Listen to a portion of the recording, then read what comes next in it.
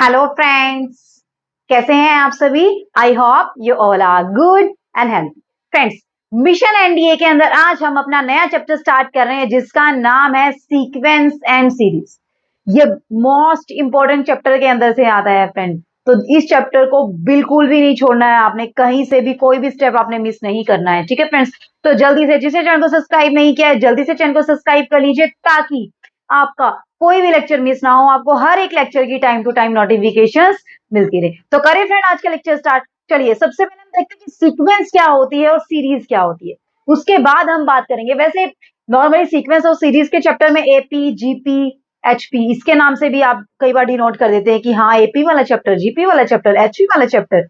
हाँ जी हाँ, लेकिन उससे पहले आपको ये पता होना चाहिए सीक्वेंस क्या होती है और सीरीज क्या होती है। फिर हम चलेंगे एपी, जीपी एंड एचपी पे, एएम, जीएम जो भी है हमारा, एचएम, वो सारी की सारी चीजें हम डिस्कस करेंगे, ठीक है फ्रेंड्स? तो चलिए देखते हैं क्या रहने वाला आज के लेक्चर में हमारे पास।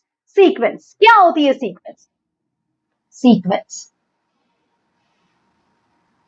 सीक्वेंस सीक्वेंस क्या होती है? अरेंजमेंट ऑफ नंबर होता है।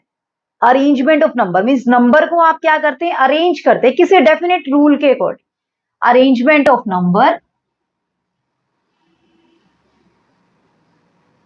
अरेंजमेंट ऑफ नंबर, नंबर को सिर्फ आपने अरेंज करना है और कुछ नहीं करना है। According to some definite, according to some definite, किसी न किसी रूल के अकॉर्डिंग आपने नंबर को क्या करना है? अरेंज करना है। जैसे देखिए इसमें बेस क्या होते हैं? इसमें बेस क्या होता है? नंबर सारे के सारे क्या होते हैं? हमारे बेस, ठीक है? चलिए देखते हैं हमारे पास कि आपने अगर लिखा 1, 3, 5, 7, 9, 11, 13, अब तो चल रहा है। ये क्या है? नंबर्स की कलेक्शन है, अरेंजमेंट ऑफ नंबर है। नंबर को हमने अरेंज करके लिखा हुआ है और किसके अकॉर्डिंग? एक रूल के अकॉर्डिंग। रूल क्या लगा हुआ है देखना जरा, रूल क्या लगा हुआ है इसके अंदर कि जो नेक्स्ट नंबर है वो अपने प्रीवियस नंबर से कितना ज्यादा है? 2 ज्यादा है, यानी कि इसका डिफरेंस कितना है? 2। इन दोनों का डिफरेंस भी कितना है? 2। इन दोनों का डिफरेंस भी कितना है? 2। इन दोनों का डिफरेंस भी कितना है? 2। इन दोनों का डिफरेंस भी कितना है? 2। इन दोनों का डिफरेंस भी कितना है? आपके पास 2 है, ठीक है? यानी कि ये क्या कह रहा है कि रेगुलर इंटरवल पे क्या हो रहा है? चेंज हो रहा है। वो चेंज कैसा हो रहा है? सेम चेंज हो रहा है रेगुलर इंटरवल पे। इससे इस इंटरवल पे, इससे इस इंटरवल पे, इससे इस इंटरवल पे क्या हो रहा है? अरेंजमेंट ऑफ नंबर्स हम कर रहे हैं, नंबर को हम अरेंज कर रहे हैं और जिसके अंदर रेगुलर इंटरवल पे क्या हो रहा है? कुछ ना कुछ चेंजेस हो रहा है। क्लियर हुआ कंसेप्ट?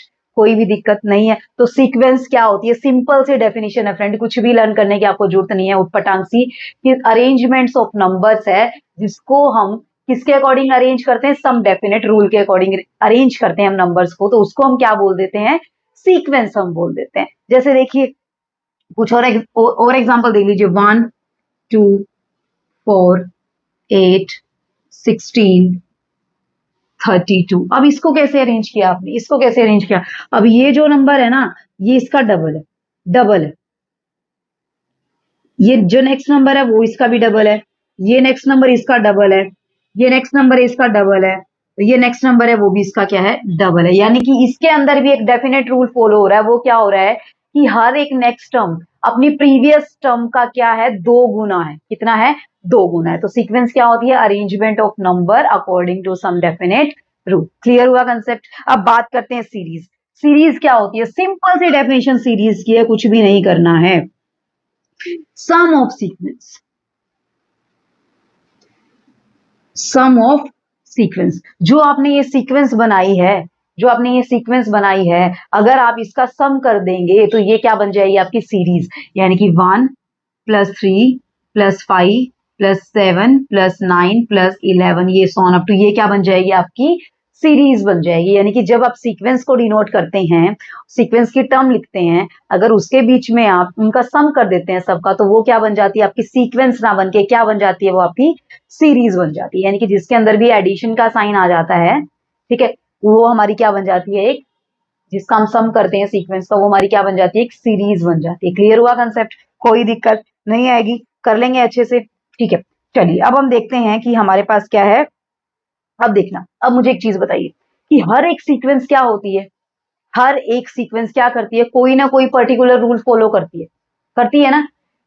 ये सीक्वेंस कौन सा रूल फॉलो करिए कि इससे नेक्स्ट वाली टर्म है वो 2 ज्यादा है, इससे नेक्स्ट वाली टर्म है वो 2 ज्यादा है, इससे नेक्स्ट वाली टर्म 2 ज्यादा है। लेकिन ये वाली सीक्वेंस क्या रूल फॉलो करिए कि हर एक नेक्स्ट टर्म अपनी प्रीवियस टर्म का डबल है। ठीक है, अब ऐसे ही कोई और सीक्वेंस होगी, क्या सीक्वेंस होगी कि यहाँ पे 3, 9 और यहाँ पे 27, यहाँ पे 81, ऐसे ही चलता जा रहा है। ये सीक्वेंस क्या रूल फॉलो करी है कि हर एक नेक्स्ट टर्म है वो अपनी प्रीवियस टर्म का कितने टाइम ज्यादा है, थ्राइस ज्यादा है, 3 गुना ज्यादा है। यानी कि हर एक सीक्वेंस क्या फॉलो करती है, सम डेफिनेट रूल फॉलो करती है।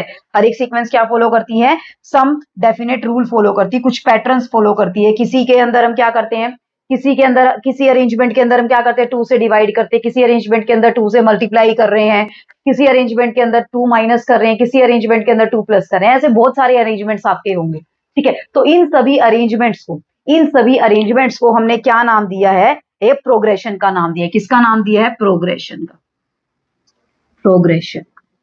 ये सारे के सारे अरेंजमेंट्स जो कि अलग अलग रूल फॉलो करते हैं, कोई किसी को हम 2 से डिवाइड कर रहे हैं, किसी को 2 से मल्टीप्लाई, किसी को 3 से डिवाइड, 3 से मल्टीप्लाई, किसी में 3 ऐड कर रहे हैं, किसी में 3 सब्ट्रैक्ट कर रहे हैं, इसी टाइप से कुछ ना कुछ डेफिनेट रूल फॉलो कर रहे हैं, तो उन सबको हमने क्या नाम दे दिया, प्रोग्रेशन का नाम दे दिया। यानी कि sequence following a certain pattern.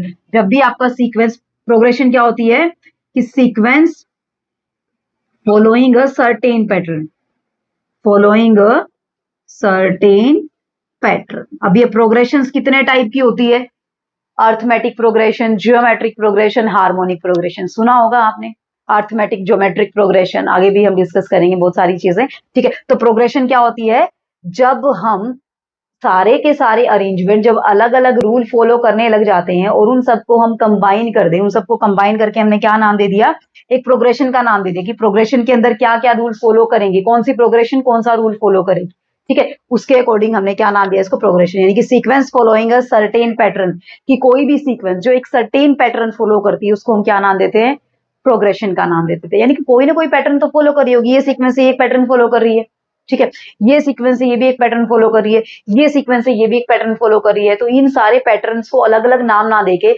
इनको हमने इकट्ठा नाम क्या दे दिया, इनका नाम रख दिया हमने प्रोग्रेशंस। क्लियर हुआ कंसेप्ट, कोई भी दिक्कत नहीं है। अब बात करते हैं फाइनाइट सीक्वेंस क्या होती है, इनफाइनाइट सीक्वेंस। फाइनाइट सीक्वेंस क्या होती है, जिसके अंदर फाइनाइट नंबर ऑफ टर्म्स होती है। अगर नंबर ऑफ टर्म्स क्या है, फाइनाइट नंबर ऑफ टर्म्स है, तो सीक्वेंस क्या होगी, फाइनाइट सीक्वेंस। अगर इनफाइनाइट नंबर ऑफ टर्म्स है तो, इनफाइनाइट नंबर ऑफ टर्म्स है तो सीक्वेंस क्या होगी, इनफाइनाइट सीक्वेंस। ऐसा ही किस पे ऊपर अप्लाई होता है, आपका सीरीज के ऊपर अप्लाई होता है। अगर सीरीज के अंदर फाइनाइट नंबर ऑफ टर्म्स है तो सीरीज क्या हो जाएगी, फाइनाइट सीरीज हो जाएगी। अगर सीरीज के अंदर इनफाइनाइट नंबर ऑफ टर्म्स है तो सीरीज क्या हो जाएगी, इनफाइनाइट सीरीज, ठीक है। तो फाइनाइट टर्म्स है तो फाइनाइट सीरीज, इनफाइनाइट टर्म्स है तो इनफाइनाइट। जैसे मैंने यहाँ पे लिखा 1 2 3 4 5 6 up to, so on up to चला जा रहा है। कैसी सीक्वेंस है ये, इनफाइनाइट सीक्वेंस है। लेकिन अगर मैं इसको यहाँ पे स्टॉप कर दूं, यहाँ पे मैंने इसको 13 तक स्टॉप कर दिया, तो ये कैसी सीक्वेंस है, कैसी सीक्वेंस है, फाइनाइट सीक्वेंस है। ऐसे ये वाला 13 से आगे चलता जा रहा है, तो ये कैसी सीरीज है, इनफाइनाइट सीरीज है। लेकिन अगर 13 पे इसको रोक दें तो कैसी सीरीज है, ये फाइनाइट सीरीज है। क्लियर हुआ कंसेप्ट, कोई भी दिक्कत नहीं है। प्रोग्रेशन पता चला आपको क्या होता है, कि प्रोग्रेशन के अंदर क्या होता है, कोई भी सीक्वेंस क्या फॉलो करती है, एक सर्टेन पैटर्न को फॉलो करती है, या सर्टेन रूल कोई भी, या डेफिनेट रूल भी कोई भी फॉलो करती है, तो उसको हमने क्या नाम दे दिया, प्रोग्रेशन का नाम दे दिया। अब प्रोग्रेशन कौन कौन से होते हैं वो सारे हम डिस्कस करेंगे। तो आज के लेक्चर में हमारे पास रहने वाला है अर्थमेटिक प्रोग्रेशन। कौन सा प्रोग्रेशन, अर्थमेटिक प्रोग्रेशन, जिसको आप क्या भी नाम देते हैं, शॉर्ट फॉर्म में क्या भी बोलते हैं आप लोग, एपी भी बोलते हैं। 10th क्लास में आपने पढ़ा होगा, पढ़ा है ना 10th क्लास के अंदर, ठीक है। तो अर्थमेटिक प्रोग्रेशन क्या होता है, अर्थमेटिक प्रोग्रेशन, जिसको आप क्या नाम देते हैं, एपी का नाम दे देते हैं। तो एपी के अंदर क्या होता है कि हर एक नेक्स्ट टर्म का एक ऐसी सीक्वेंस, एक ऐसा अरेंजमेंट है नंबर का, अरेंजमेंट ऑफ नंबर, या फिर एक ऐसी सीक्वेंस है, सीक्वेंस। अब अर्थमेटिक प्रोग्रेशन ऑब्वियसली बात है सीक्वेंस होगी, है ना, बिकॉज सीक्वेंस में हमने क्या बताया, अरेंजमेंट ऑफ नंबर, ठीक है। अब अरेंजमेंट ऑफ नंबर, अब हमने प्रोग्रेशन में किसकी बात करी, कि सीक्वेंस जो एक सर्टेन रूल फॉलो करती है, सर्टेन सर्टेन रूल फॉलो करती है, डेफिनेट रूल फॉलो करती है। क्लियर हुआ, ठीक है। तो अर्थमेटिक प्रोग्रेशन, जैसा कि नाम से क्लियर, प्रोग्रेशन, तो प्रोग्रेशन इसका मतलब सीक्वेंस तो होगी होगी। तो ऐसी सीक्वेंस जिसके अंदर हर एक नेक्स्ट टर्म का अपनी प्रोसीडिंग टर्म से, या अपनी पिछली टर्म से, अपनी प्रोसीडिंग टर्म से, प्रोसीडिंग टर्म से डिफरेंस क्या होगा? डिफरेंस क्या होगा? कांस्टेंट होगा। डिफरेंस क्या होगा? कांस्टेंट होगा। क्लियर हुआ? सिंपल लैंग्वेज में समझा रही, कोई बुक किस लैंग्वेज नहीं है कि सीक्वेंस, ऐसी सीक्वेंस जिसके अंदर हर एक नेक्स्ट टर्म का, हर एक सक्सेसिव टर्म का अपनी प्रोसीडिंग टर्म से जो डिफरेंस रहता है वो हमेशा क्या रहता है? कांस्टेंट रहता है। जैसे देखना जरा, जैसे देखना, आपने यहां लिखा, यहां पे लिख दिया 2 4 6 8 10 12, ऐसे चलती जा रही है सीक्वेंस, इनफाइनाइट सीक्वेंस है। अब हर एक सक्सेसिव टर्म का, अब देखना जरा, हर एक सक्सेसिव टर्म का, अब सेकंड टर्म का difference accept first term, accept first term, accept first term, first term को छोड़ के। अब फर्स्ट टर्म को क्यों छोड़ा? क्योंकि फर्स्ट टर्म के आगे तो कोई भी टर्म नहीं है ना, इसका डिफरेंस तो हम पता नहीं कर सकते हैं, लेकिन इसका डिफरेंस, इसका और इसका डिफरेंस तो पता कर सकते हैं। हर एक नेक्स्ट टर्म का अपनी प्रोसीडिंग टर्म से डिफरेंस क्या रहता है? सेम या कांस्टेंट रहता है। अब यहाँ पे देखना, कांस्टेंट भी बोल सकते हैं या सेम भी बोल सकते हैं। क्या भी रहता है? सेम भी रहता है। ठीक है, या फिर दूसरी लैंग्वेज में हम ये बोल सकते हैं कि ऐसी सीक्वेंस जिसके अंदर हर एक नेक्स्ट टर्म हमें कब मिलती है? अपनी प्रोसीडिंग टर्म में कोई ना कोई एक फिक्स्ड नंबर ऐड करने पे मिलती है, कोई ना कोई एक फिक्स्ड नंबर। 2 में हमने क्या ऐड किया? 2 ऐड किया तब 4 मिला। 4 में हमने क्या ऐड किया? वही 2 ऐड किया तब 6 मिला। 6 में 2 ऐड किया तो कितना मिला? 8। 8 में 2 ऐड किया तो कितना मिला? 10। यानी कि कौन सा फिक्स नंबर ऐड कर रहे हैं? 2 फिक्स नंबर। किसी भी वे में आप डेफिनेशन कर सकते हैं, जो आपको अच्छी लगती है वो डेफिनेशन कर सकते हैं। ठीक है, अभी अब पहली डेफिनेशन मैंने क्या लिखवाई हुई है यहाँ पे कि हर एक नेक्स्ट टर्म का अपनी प्रोसीडिंग टर्म से डिफरेंस। अब यहां से देखना, 4 और 6 का डिफरेंस कितना है? 2। 6 और 8 का डिफरेंस कितना है? 2। 8 और 10 का डिफरेंस कितना है? 2। और 12 और 10 का डिफरेंस कितना है? आपके पास 2 है। आया समझ? क्लियर हुआ कंसेप्ट? कोई भी दिक्कत नहीं है। ठीक है, यानी कि हर एक कॉन्जिक्यूटिव, ये भी बोल सकते हैं कि हर एक कॉन्जिक्यूटिव सीक्वेंस के अंदर कॉन्जिक्यूटिव नंबर का जो डिफरेंस है वो सेम रहता है। ऐसे भी बोल सकते हैं, किसी भी तरीके से घुमा फिरा के डेफिनेशन आप लिख सकते हैं, कोई भी दिक्कत नहीं आएगी, कर लेंगे अच्छे से। ठीक है, तो ये भी क्या है? आपकी एक अर्थमेटिक प्रोग्रेशन, और जिसके अंदर ये क्या होती है? आपकी फर्स्ट टर्म, जिसको हम डिनोट करते हैं ए से। किससे डिनोट करते हैं? ए से। यानी कि ए क्या है? आपकी फर्स्ट टर्म। क्या है? आपकी फर्स्ट टर्म। और ये जो फिक्स्ड डिस्टेंस होता है या फिर डिफरेंस होता है या फिर जो कांस्टेंट टर्म हम ऐड करते हैं, अब 2 और 4 के बीच का डिफरेंस कितना है? 4 माइनस 2 कितना है? 2। 6 माइनस 4 कितना है? 2। यानी कि ये 2 फिक्स है, हर एक इंटरवल पे 2 2 2 डिफरेंस मिल रहा है आपको, तो इस 2 को आप क्या बोलते हैं? Common difference. क्या बोलते हैं? इस 2 को आप कॉमन डिफरेंस बोलते हैं। आई चीजें समझ? क्लियर हुआ कंसेप्ट? कोई भी दिक्कत नहीं आएगी, कर लेंगे अच्छे से। चलिए नेक्स्ट देखते हैं। अभी अब आपको सीक्वेंस तो पता चल गई, एक और एग्जांपल दूं क्या? चलिए एक और एग्जांपल देख लेते हैं। मान लीजिए ये 2 5 8 11 14 सोन अप टू। अब इसके अंदर क्या है? ये भी क्या है? आपकी एक एपी है, अर्थमेटिक प्रोग्रेशन है, जिसके अंदर हर एक सक्सेसिव टर्म का अपनी प्रोसीडिंग सम से डिफरेंस क्या आ रहा है? सेम आ रहा है। कितना कितना आ रहा है?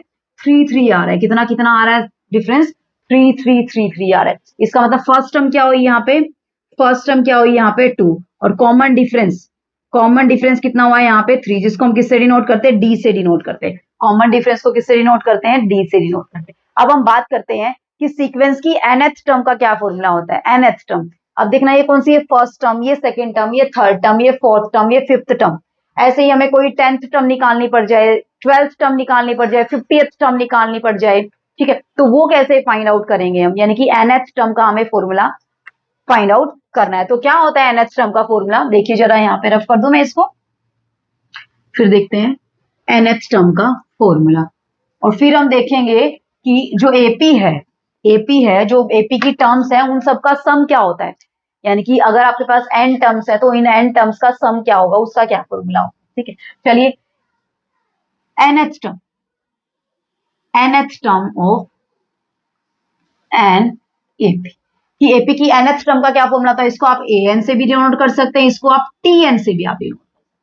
ठीक है, कहीं पे नोटेशन tn मिल जाएगी, कहीं पे नोटेशन आपको an मिल जाएगी। तो क्या फॉर्मूला होता है? a plus n minus 1 into D. क्या होता है formula? a plus n minus 1 into D आपके पास होता है। आई चीजें समझ? क्लियर हुआ कंसेप्ट? ठीक है, ऐसे ही एसएन क्या होता है? Sum of n terms of an AP, sum of n terms of an AP. इसका क्या फॉर्मूला होता है? n/2 into 2a plus n minus 1 into d. या फिर इसका एक और फॉर्मूला होता है, वो क्या होता है, अगर इसको स्प्लिट कर दे, इसको स्प्लिट कर दे तो a plus n minus 1 into D. ये क्या बन गया, ये क्या बन गया आपका an, ये क्या बन गया an, यानी कि लास्ट टर्म। तो इसको आप ये भी लिख सकते हैं n/2 a प्लस an, और कहीं पे इस an को किससे भी डिनोट कर देगा, l से, क्योंकि ये आपका an, अगर आपके पास टोटल n टर्म्स हैं, टोटल आपके पास n टर्म्स हैं, तो nth जो टर्म हुई वो कौन सी टर्म हुई, लास्ट टर्म हुई ना, तो इसलिए कई बार इसको किससे डिनोट कर देता है, a प्लस l से भी वो क्या कर देता है, डिनोट कर देता है। ये किसका फॉर्मूला हुआ friends, sum of n terms of an AP का फॉर्मूला हुआ।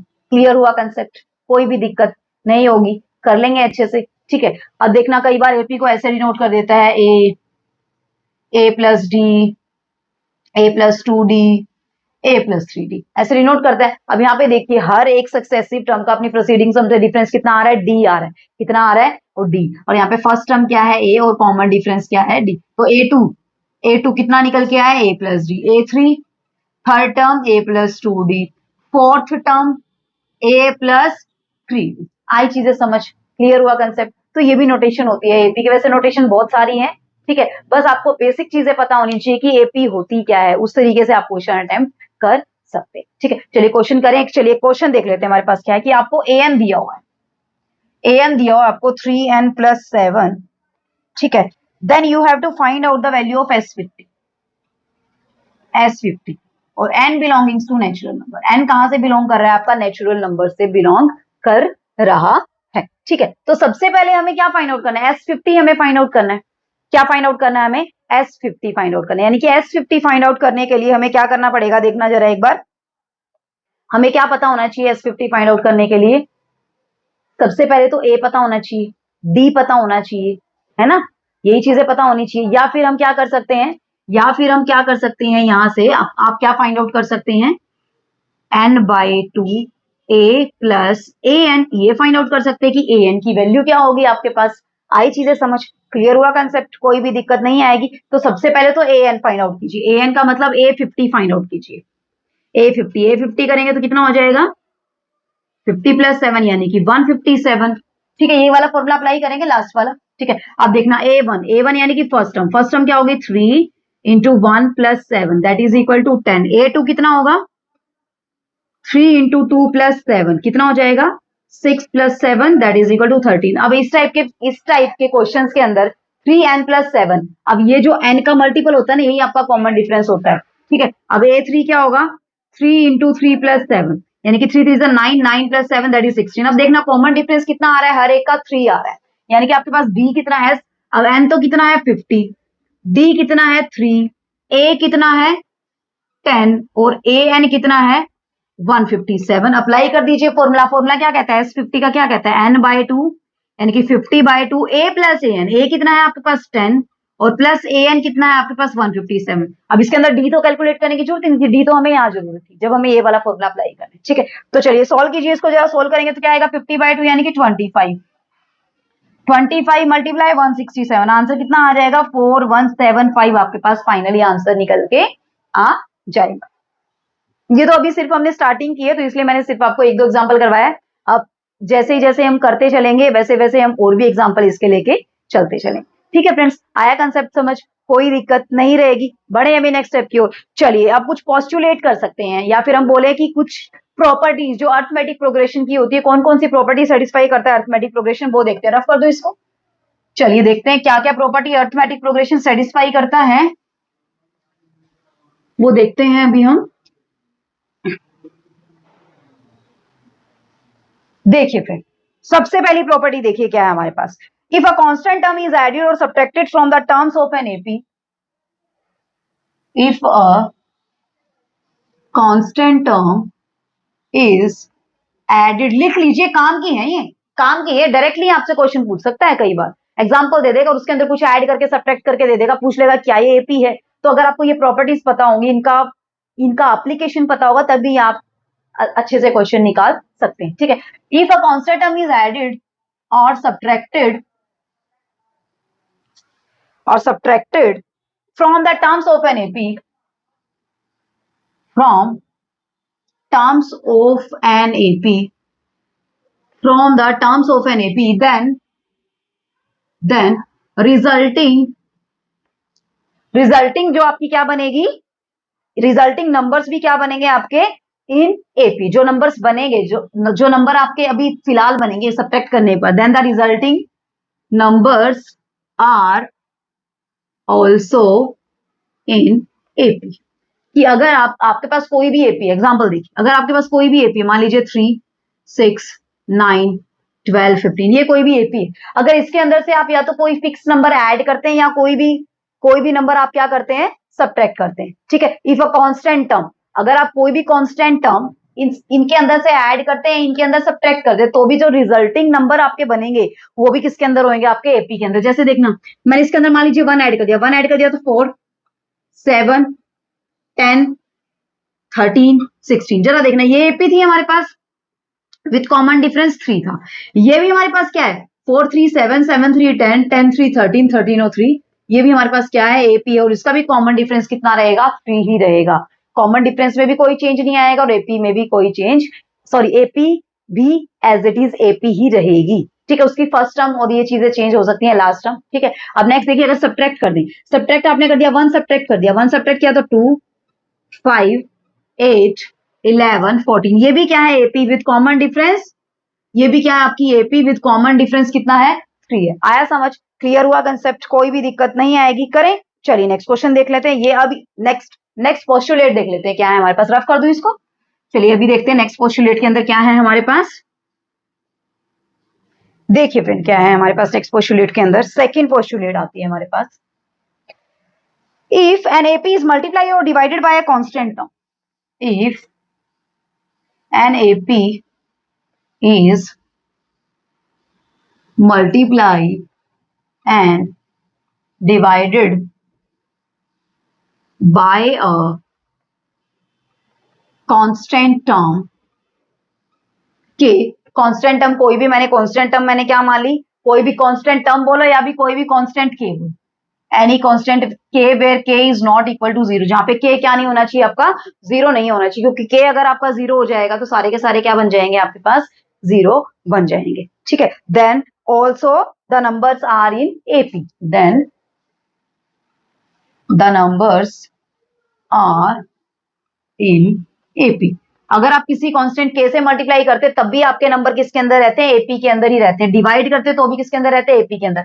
जैसे देखना 3, 6, 9, 12, 15, अगर आपने इसको 3 से डिवाइड कर दिया, अगर आपने इसको 3 से डिवाइड कर दिया तो क्या बन गया, 1, 2, 3, 4, 5, 3 से डिवाइड किया तो क्या बन गई, ये भी क्या बन गई, ये भी एपी बन गई, ये भी क्या बन गई है आपकी, एपी बन गई है। अगर आप इसको मल्टीप्लाई करते, मान लीजिए 2 से मल्टीप्लाई कर दिया तो 6, ठीक है, 12, 18, 24, 30, ये भी क्या बन गई आपकी, एपी बन गई विद कॉमन डिफरेंस। इसका कॉमन डिफरेंस कितना आया, 1, और इसका कॉमन डिफरेंस कितना निकल के आया आपके पास, 6 कॉमन डिफरेंस। आई चीजें समझ, क्लियर हुआ कंसेप्ट, कर लेंगे अच्छे से। करें नेक्स्ट पोस्टुलेट, 2 पोस्टुलेट हो गई है, नेक्स्ट देखते हैं अभी क्या है हमारे पास, रफ कर दूं इसको। चलिए फिर देखते हैं क्या रहने वाला है हमारे पास, इसको रफ कर देते हैं एक बार। चलिए देखिए फ्रेंड्स, क्या है, if a b c are in AP, then third है आपके पास, if a b c are in AP then 2b is equal to a plus c. ये तो आपको वैसे भी पता है, अगर एबीसी एपी के अंदर है, अगर एबीसी एपी के अंदर है तो हर एक नेक्स्ट टर्म का अपनी प्रोसीडिंग टर्म से डिफरेंस क्या रहता है, सेम। यही बताया मैंने कि b माइनस ए हमेशा c माइनस बी के इक्वल होगा, होगा या नहीं होगा, डेफिनेशन यही कहती है एपी की। अब देखना जरा, आप b को इधर ले आए, b को इधर ले आए तो 2b हो गया, a को उधर ले गए तो क्या बन गया, c बन गया। कोई दिक्कत नहीं है, कर लेंगे, मान के भी देख लीजिए, 2, 4, 6, 8, मान लीजिए 3 टर्म है आपके पास, 2, 4, 6, ये क्या है, एपी है, एपी है या नहीं है। देन 2 इंटू 4 किसके इक्वल है, 6 इंटू 2 के इक्वल है या नहीं है, सॉरी 6 प्लस 2 इंटू क्या कर दिया, 6 प्लस 2 के इक्वल है या नहीं है ना, यानी कि 2b is equal to a plus c आपके पास हमेशा होगा। आई चीजें समझ, क्लियर हुआ कंसेप्ट, ठीक है। अब अगर क्वेश्चन के अंदर ये आ जाए, अगर क्वेश्चन के अंदर इस टाइप से आ जाए कि there are 3 terms in AP whose sum is this and whose product is this, then हम कैसे डिसाइड करेंगे कि 3 टर्म कौन कौन सी होंगी एपी की। या फिर ये पूछ ले कि if there are 4 terms in AP whose sum is 50 and product is कुछ भी दे दे, 100 दे दे, तो आप कैसे डिसाइड करेंगे कि कौन कौन सी टर्म आपको लेनी है, कौन कौन सी टर्म आपको लेनी है? तो कौन कौन सी टर्म आप ले सकते हैं, देखना, if we take 3 numbers in AP, if we take 3 numbers in AP, अगर आपको 3 टर्म्स लेनी है, अगर आपको 3 नंबर्स लेने हैं एपी के अंदर, तो वो कैसे ले सकते हैं आप? कैसे ले सकते हैं आप? या तो आप ले सकते हैं उसको 1 2 3 से, या तो ले सकते हैं 1 2 3 से, लेकिन ये बहुत कम यूज होता है। नॉर्मली कौन सा यूज होता है आपका? a माइनस डी, ए और a प्लस डी। आप कहेंगे मैडम यही क्यों लिया? आप कहेंगे मैडम यही क्यों लिया? क्योंकि आपको क्वेश्चंस के अंदर इस टाइप से देगा कि sum of the terms is something.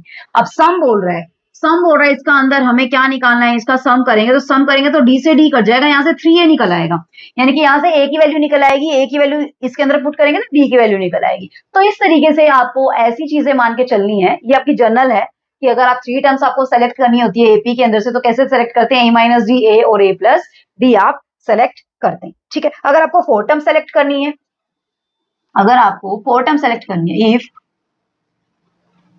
We have to take 4 numbers या 4 टर्म्स, तो आप कैसे सेलेक्ट करेंगे in AP?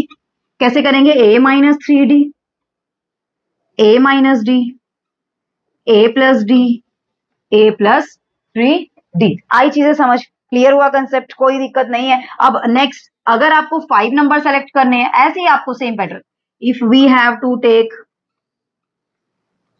5 numbers in AP, अगर आपको 5 नंबर लेने हैं एपी के अंदर, तो वो कैसे लेंगे? a minus 2d, a minus D, A plus D और a प्लस डी। सिंपल सी चीज मैं बता देती हूँ आपको, सिंपल सी चीज, अगर आपको odd number of term select करनी पड़ जाए, अगर आपको odd number of term select करनी पड़ जाए, ओड नंबर ऑफ टर्म्स, तो आप कॉमन डिफरेंस क्या लेंगे?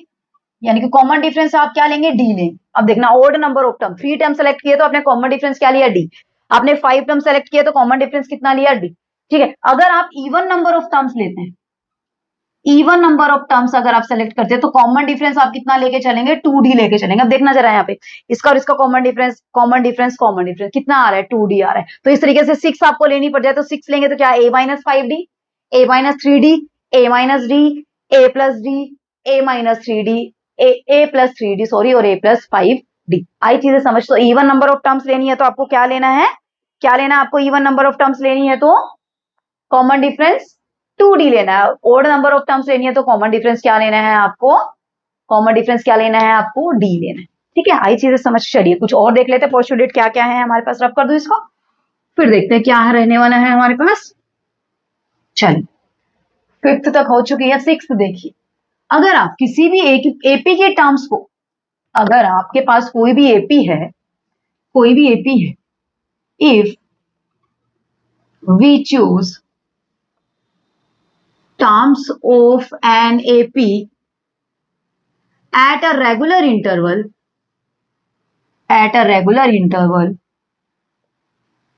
then the following is also an AP। या फिर जो टर्म आपने चूज की है वो भी क्या होंगी? एपी के अंदर। कहने का मतलब यही है आपका कि आपने, कि कोई भी आपके पास एपी है, एपी के अंदर से आपने रेगुलर इंटरवल में टर्म्स चूज की है ना, तो वो चूज की हुई टर्म वो क्या बनाएंगी? वो भी क्या बनाएंगी? एपी। जैसे देखना जरा, आपने मान लीजिए ये ले लिया 1 2 3 4 5 6 7, ठीक है। अब आपने क्या किया? ये क्या एपी है? अब रेगुलर इंटरवल पे टर्म चूज की, पहले आपने फर्स्ट 2 छोड़ के, फिर थर्ड, फिर 2 छोड़ के, फिर ये वाली। अब 1 4 7 क्या बना रहा है? एपी बना रहा है? नहीं बना रहा है? कॉमन डिफरेंस कितना आ रहा है? 3 आ रहा है। कॉमन डिफरेंस कितना आ रहा है? 3 आ रहा है। इसका मतलब रेगुलर इंटरवल पे जब आप टर्म्स को चूज करते हैं तो वो टर्म्स भी आपकी क्या बनाती हैं? एपी बनाती है। क्या बनाती है आपकी? एपी बनाती है। नेक्स्ट पोस्टुलेट देखिए, 7 क्या कह रहा है आपका? कि आपका टीएन, यानी कि टीएन या फिर nth टर्म, nth टर्म आप कैसे फाइंड आउट करते हैं? एसएन माइनस 1, और एन आपका क्या होना चाहिए? Greater than equal to 0। क्यों? क्यों? अब एसएन का मतलब क्या होता है? समझाइए मुझे। एसएन का मतलब क्या होता है? Sum of n terms, n term का सम, यही मतलब हुआ। और एस एन माइनस 1 क्या होता है? Sum of N minus 1 term, यानी कि एस एन माइनस 1 तो क्या होता है? एन माइनस 1 टर्म का सम, ठीक है। अब उसके अंदर एक टर्म और ऐड कर देंगे, एक टर्म और ऐड कर देंगे। कौन सी term? nth term. nth term जब हमें ऐड कर देंगे तो कितने टर्म्स का सम बन जाएगा? वो एन टर्म का सम, यानी कि जब आपको nth टर्म फाइंड आउट करनी है तो Sn में से Sn -1 करेंगे, यही तो मतलब हुआ। अरे देखिए यहाँ पे S2 क्या होता है आपके पास, A1 प्लस A2, दो टर्म का सम। S2 क्या होता है, A1 प्लस A2, दो टर्म का सम। और S3 क्या होता है, तीन टर्म का सम, A1 plus A2 plus A3, यही मतलब हुआ। अगर आपको A3 फाइंड आउट करना है, अगर आपको A3 फाइंड आउट करना है तो A3 कैसे निकलेगा, S3 माइनस S2, यानी कि आपने आपने क्या किया, अगर आपको A3 फाइंड आउट करनी है, यानी कि आपको नेक्स्ट टर्म, यानी कि आपने कौन सी टर्म ऐड की, आपने S3 को फाइंड आउट करने के लिए S2 में कौन सी टर्म ऐड की, आपने A3 ऐड की, तभी तो आपको क्या मिली है, S3 मिली है। यानी कि A3 अगर आपको फाइंड आउट करनी है तो S3 माइनस क्या कर देंगे, हम S2 कर देंगे। तो यानी कि अगर आपको कोई भी nth टर्म फाइंड आउट करनी है समेशन की फॉर्म में, तो कैसे फाइंड आउट कर सकते हैं आप, sum of n terms minus sum of n minus one term. अब n माइनस वन टर्म से तो n माइनस वन टर्म कटी जाएगी, बच कौन सी टर्म जाएगी, जो nth वाली टर्म है वो आपके पास बच जाएगी। क्लियर हुआ कंसेप्ट, कोई भी दिक्कत नहीं है, कर लेंगे अच्छे से। जैसे मान लीजिए एग्जांपल भी देख लेते हैं यहाँ पे कि सम ऑफ टू टर्म्स है आपके पास 10 और सम ऑफ थ्री टर्म्स है आपके पास 12, तो आपको थर्ड टर्म फाइंड आउट करनी है। तो थर्ड टर्म क्या होगी, 12 माइनस 10, कितनी होगी आपके पास 2, कितनी होगी आपके पास 2। आई चीजें समझ, क्लियर हुआ कंसेप्ट, कोई भी दिक्कत नहीं आएगी। चलिए कुछ और पोस्टुलेट देखते हैं, क्या है पोस्टुलेट के अंदर हमारे, तो रफ कर देते हैं, फिर देखते हैं कौन सी पोस्टुलेट आती है हमारी नेक्स्ट वाली। 7 पोस्टुलेट हमने कर ली है, अब देखते हैं 8। हर एक का यूज करेंगे, हर एक का यूज, और जैसे मैंने बता भी दिया, साथ के साथ एग्जाम्पल से भी बता दिया मैंने कि कैसे यूज कर सकते हैं आप, ठीक है। चलिए देखिए फ्रेंड, क्या है आपके पास 7 पोस्टुलेट होगी है ना, 8 पोस्टुलेट देखिए क्या है हमारे पास। If pth term of an AP is q, if pth term of an AP is Q and qth term of an AP is P। अगर pth टर्म तो Q है, यानी कि AP तो कितना है आपके पास Q, और AQ कितना है आपके पास P, then P plus QH term आपके पास क्या होगी, P प्लस QH टर्म आपके पास क्या होगी, जीरो। क्या होगी आपके पास, जीरो। अगर आप प्रूफ करवाना चाहते हो तो मैं प्रूफ भी आपको करके दिखा दूंगी, ठीक है, कोई दिक्कत नहीं है। प्रूफ में क्या करेंगे, यहाँ पे AP A plus P minus one into D is equal to Q, A plus Q minus one into D is equal to P। इस तरीके से आप सोल्व करेंगे ना, AP प्लस क्यू आपके पास ऑटोमेटिकली निकल आएगी, वो क्या निकल के आ जाएगी आपके पास, जीरो निकल के आ जाएगी, ठीक है। फिर भी आप चाहते हैं कि अच्छे से और भी डिटेल में प्रूफ करवाना है, वैसे कहीं आएगा नहीं, रिजल्ट ही आपके पास आने वाले हैं, ठीक है। चलिए देखते हैं, अब आपके पास अगर मान लीजिए ये क्वेश्चन आपके पास कि A13 आपके पास 12 है और A12 आपके पास 13 है, यानी कि 13th टर्म तो कितनी है 12 और 12th टर्म कितनी है 13, तो आपके पास A25th टर्म क्या होगी, क्या होगी फ्रेंड्स, ऑटोमेटिकली क्या होगी आपके पास, जीरो। क्या होगी, जीरो। कई बार क्वेश्चन पूछा हुआ है और अच्छे से इस क्वेश्चन को तो बस अपने दिमाग में बैठा लीजिए आप, ठीक है। अब अगर ये तो बात हुई कि ए sorry P plus Q th term क्या होगी। अगर बीच में से कोई टर्म पूछ ले तो वो क्या निकल के आएगी, अगर पी एथ टर्म आपके पास Q है, क्यू एथ टर्म आपके पास P है, और कोई भी टर्म पूछ ले आपसे आर एथ, एन एथ, 10th 50th 60th 70th, ठीक है, कोई भी टर्म पूछ ले तो वो उसका क्या फॉर्मूला होता है, उसका भी फॉर्मूला होता है आपके पास, क्या फॉर्मूला होता है आपके पास, कि nth टर्म, यानी कि अगर आपके पास pth टर्म तो Q है, qth टर्म आपके पास P है, तो nth टर्म क्या होगी, आप क्या कर देंगे, P plus Q minus N आप कर देंगे, क्या कर देंगे आप, P plus Q minus N आप कर देंगे। जैसे यही मान लीजिए, यही वाला एग्जांपल मान लीजिए आपको इसके अंदर से आपने कौन सी टर्म निकालनी है, 10th टर्म निकालनी है, A10, तो A10 क्या होगा, P प्लस क्यू माइनस 10, तो 25 माइनस 10 आपके पास कितना निकल के आ जाएगा, आंसर 15 निकल के आ जाएगा। कितना आंसर निकल के आ जाएगा, 15 आंसर निकल के आ जाएगा। आई चीजें समझ, क्लियर हुआ कंसेप्ट, कोई भी दिक्कत नहीं है। 9th पोस्टुलेट देखिए क्या कह रही है, 9th पोस्टुलेट देखिए क्या कह रही है, अगर किसी एपी में, यही सेम कंसेप्ट, अगर किसी एपी में pth टर्म तो Q है और qth टर्म आपके पास P है, pth टर्म Q है और qth टर्म आपके पास P है, सॉरी ये तो हो चुका ना, हो चुका है।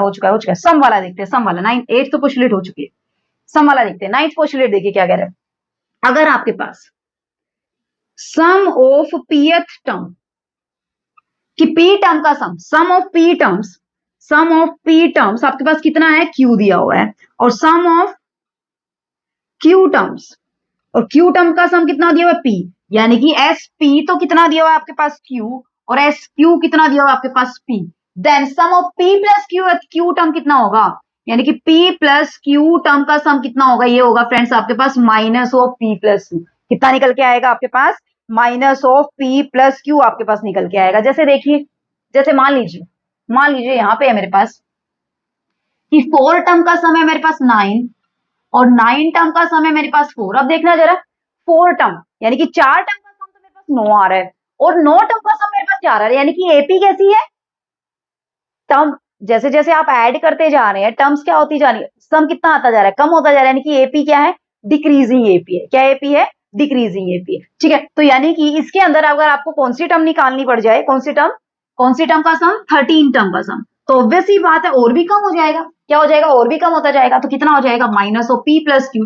तो minus of p plus q यानी कि कितना आया, माइनस का 13, यानी कि 13 टर्म का सम कितना निकल के आया आपके पास, माइनस 13 निकल के आया। इस टाइप की जो भी एपी होगी वो हमेशा क्या होगी, डिक्रीजिंग एपी होगी। क्यों होगी डिक्रीजिंग एपी, क्योंकि आपको खुद को ही पता चल रहा है सामने से देखने से कि 4 टर्म का सम तो 9 आ रहा है और 9 टर्म का सम 4 आ रहा है, यानी कि पहली 4 टर्म का सम तो 9 है और जैसे जैसे हम टर्म ऐड करते जाते हैं उसके अंदर तो सम क्या होता जा रहा है, कम होता जा रहा है, यानी कि उसके अंदर टर्म्स क्या है, नेगेटिव आती जा रही है, टर्म्स नेगेटिव, यानी कि एपी कैसी है, पहले बड़ी फिर छोटी छोटी छोटी, यानी कि डिक्रीजिंग है। ठीक है, आई चीजें समझ कर देना फिर इसको। तो 9 पोस्टुलेट हमारी हो चुके हैं, आगे देखते हैं कि क्या है हमारे पास, रफ कर दूं इसको। चलिए फिर देखते हैं आगे क्या है हमारे पास। देखिए फ्रेंड्स क्या दिया हुआ है हमारे पास, देखिए। हाँ, क्वेश्चन अभी हम डिस्कस करते हैं, क्वेश्चन के अंदर क्या है आपके पास, देखना। First question, if the ratio of the sum of if the ratio of the sum of m and n terms of an AP is m square ratio n square, then the ratio of the mth and nth term, then ratio of the mth and nth term, कि आपके पास पहले किसका ratio दिया हुआ है, sum of m terms and n terms का ratio दिया हुआ है, यानी कि आपके पास क्या दिया हुआ है, S M by S N. Ratio कितना दिया हुआ है, एम स्क्वायर और बाय एन स्क्वायर, ये रेशियो आपको दिया हुआ है। आपको किसका रेशियो फाइंड आउट करना है, nth टर्म, यानी कि A M by A N का आपको रेशियो। डायरेक्टली इसका फॉर्मूला होता है, जब भी आपको सम से कहां मूव ऑन करना होता है, आपको टर्म की ओर मूव ऑन करना होता है, तो डायरेक्टली इसका फॉर्मूला होता है, क्या फॉर्मूला होता है, 2m minus 1 divided by 2n minus 1। ये क्यों आया, कहां से आया, ये मैं लिखवाने को आपको पोस्टुलेट में भी लिखवा सकती थी, ठीक है, लेकिन मैं इसको आपको प्रूव करके दिखाऊंगी कि क्यों आया है ये चीजें। ठीक है, चलिए देखते हैं। आपके पास m टर्म का सम यानी कि m by 2 into 2a plus m minus 1 into D, n by 2 2a plus n minus 1 into D, M square by N square, m से m कट गया, n से n कट गया, 2 से 2 कट गया। ठीक है, अब क्रॉस मल्टीप्लाई करना, n की मल्टीप्लाई इस पूरे के साथ, तो क्या बन जाएगा, 2an plus M N D minus का N D is equal to 2am plus M N D minus का m d, m N d से एम एन डी कट गया। ठीक है, 2a कॉमन आ रहा है तो n माइनस है, अब ये n उधर जाएगा तो n उधर जाके क्या हो जाएगा, प्लस का, यानी कि वहां से भी n minus m, n minus m से n माइनस m कट गया, तो यानी कि 2a किसके इक्वल निकल के आया आपके पास, d के इक्वल। अब किसका रेशियो निकालना है, mth टर्म और nth टर्म का, तो mth टर्म क्या होती है आपके पास, a plus m minus 1 into d, nth term a plus n minus 1 into d. आई चीजें समझ, क्लियर हुआ कंसेप्ट। ठीक है, अब यहां से देखिए, अब किसके इक्वल, 2a d के इक्वल, यानी कि d की वैल्यू क्या रख सकते हैं यहाँ पे, 2a, d की वैल्यू क्या रख सकते हैं, 2a, यहां से भी d की वैल्यू क्या रख सकते हैं आप, डायरेक्टली 2a। अब यहां से सॉल्व करेंगे तो a plus 2am minus 2a, a plus 2an minus 2a, तो इसको सॉल्व करेंगे तो 2am minus a 2an minus a, ऊपर से a कॉमन आ रहा है 2m माइनस 1, नीचे से भी a कॉमन आ रहा है 2n माइनस 1, यानी कि आपके पास रेशियो क्या निकल के आ गया, 2m minus 1 divided by 2n minus 1 आपके पास रेशियो निकल के आ गया है। आई चीजें समझ, क्लियर हुआ फ्रेंड कंसेप्ट, कोई भी दिक्कत नहीं आएगी, कर लेंगे अच्छे से। ठीक है, बड़े नेक्स्ट स्टेप की ओर। चलिए देखते हैं नेक्स्ट क्वेश्चन में क्या रहने वाला है हमारे पास, रफ कर दूं इसको, चलिए देखते हैं क्या रहेगा नेक्स्ट क्वेश्चन के अंदर, देखना जरा नेक्स्ट क्वेश्चन क्या दिया हुआ है हमारे पास। देखिए क्वेश्चन के अंदर क्या दिया, if the ratio of the sum of the n terms of an AP be if the ratio of the n terms, ratio of the sum of n terms of APs, दो AP दी हुई है आपके पास, उनके n terms के सम का ratio क्या दिया हुआ है 7n + 1 रेशियो 4n + 27। ठीक है, अगर आपके पास इसी फॉर्म में दिया होता है m² रेशियो n² की फॉर्म में, डायरेक्टली हम पुट कर सकते थे।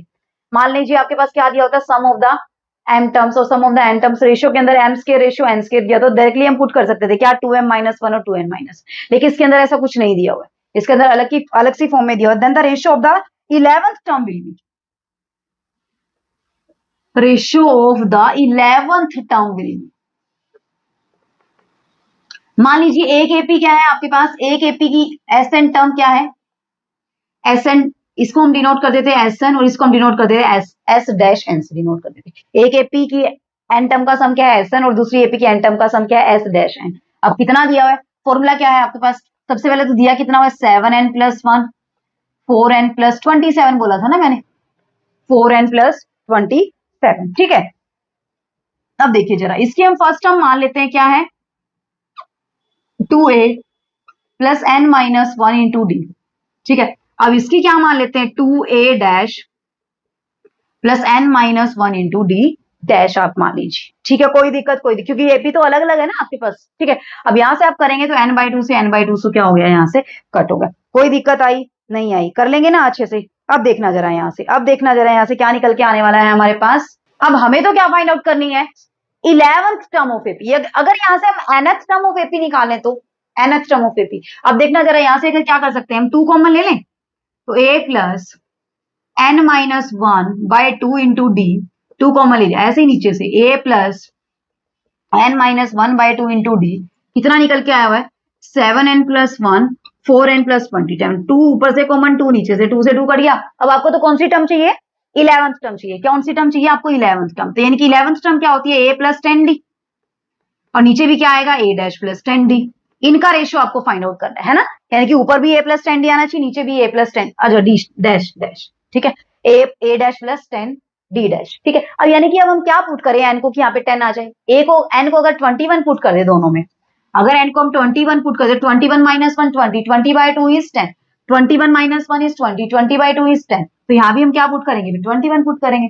तो put n is equal to 21, तो यहां से क्या आ गया a + 10d और यहां से क्या आ गया a डैश + 10d डैश, तो होगी ना 11th टर्म, होगी 11th टर्म। तो यहां से क्या करेंगे 7 × 21 + 1 4 × 21 + 27, तो इसको सोल्व करेंगे तो आपके पास 148 ऊपर से आ जाएगा, नीचे से क्या आ जाएगा आपके पास 84 + 27, तो 148 और 80 ये हो जाएगा आपके पास 1 ठीक है, तो 184/111 आपके पास। इसको काटेंगे तो कितने पे कट जाएगा, ये कितने पे कट जाएगा, ये आपका कटेगा नीचे से 3 पे और ये नीचे से कटेगा आपके पास 4 पे कट जाएगा। कोई दिक्कत नहीं आई, कर लेंगे अच्छे से।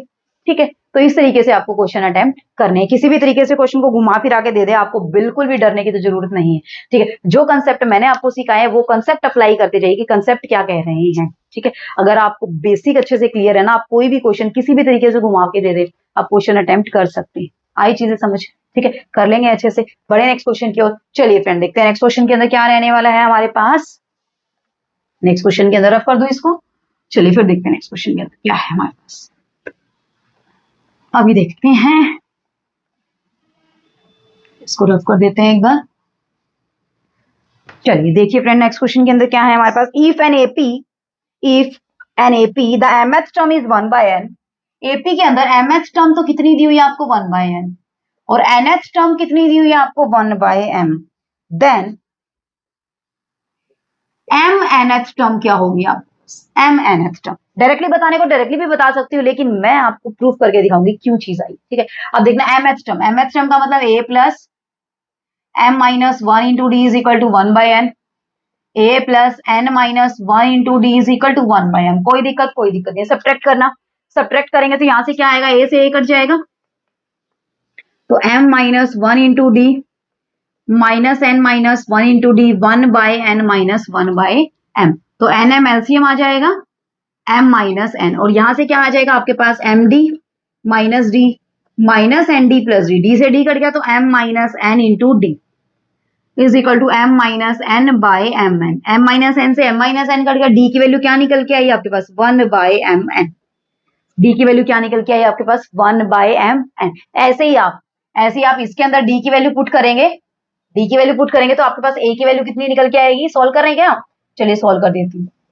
Bye M N is equal to 1 by N, तो ए प्लस इससे कट करेंगे तो 1 बाय एन माइनस का M N by 1 by N, 1 by N से 1 बाय एन कट गया, ए की वैल्यू भी कितनी आई आपके पास m n, 1 by M n. आपको कौन सी टर्म चाहिए, एम एन एच टर्म, तो एम एन एच टर्म का फॉर्मूला क्या होता है, ए एम एन, यानी कि a plus M N minus 1 into d, a कितना है 1 बाय एम एन, बी कितना है 1 बाय एम एन, सोल्व करना चला इसको 1 by M N plus M N by M N minus 1 by M N cut गया, तो M N by M N कितना है आपके पास 1, यानी कि एम एन एच टर्म क्या होगी आपके पास 1 होगी।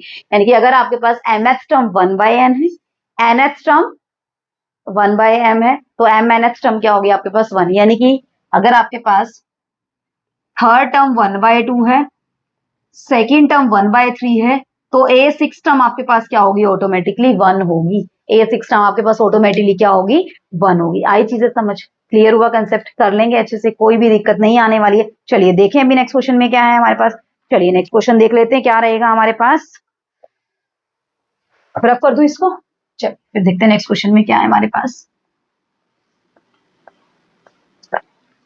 अभी देख लेते हैं। चलिए देखिए फ्रेंड नेक्स्ट क्वेश्चन क्या है हमारे पास, the sum of the first 10 term of an AP with a is equal to p and d is equal to q is 4 times, एक बार लिख देती हूँ मैं स्टेटमेंट क्या है, the sum of the first 10 terms of an AP with A is equal to P and D is equal to Q, यानी कि फर्स्ट टर्म तो क्या है P और कॉमन डिफरेंस क्या है आपके पास Q, is 4 time the sum of first 5 terms, then ratio of P and Q, यानी कि P रेशियो Q क्या निकल के आएगा आपके पास, ये चीज आपको फाइंड आउट करनी है।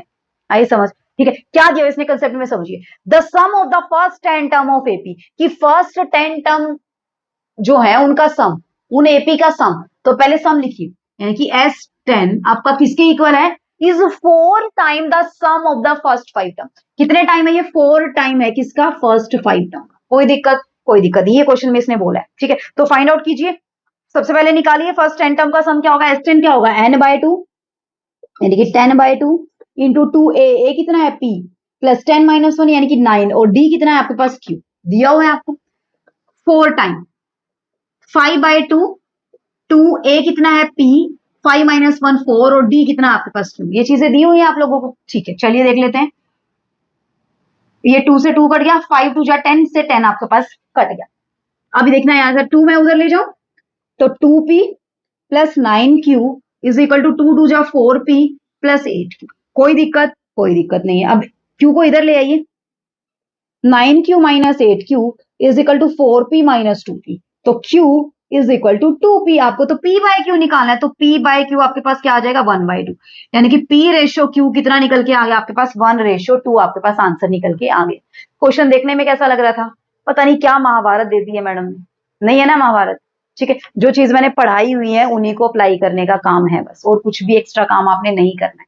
क्लियर हुआ कंसेप्ट, कर लेंगे अच्छे से, बड़े नेक्स्ट क्वेश्चन की ओर। चलिए फ्रेंड देखते हैं नेक्स्ट क्वेश्चन क्या है हमारे पास, बहुत ही शानदार क्वेश्चन लेके आई हूँ आप लोगों के लिए, ठीक है चलिए देखते हैं नेक्स्ट क्वेश्चन में क्या है, रफ कर दूं इसको, फिर देखते हैं क्या है हमारे पास क्वेश्चन के अंदर। चलिए देखिए फ्रेंड क्वेश्चन में क्या दिया हुआ, the sum of the first 2P plus 1 is,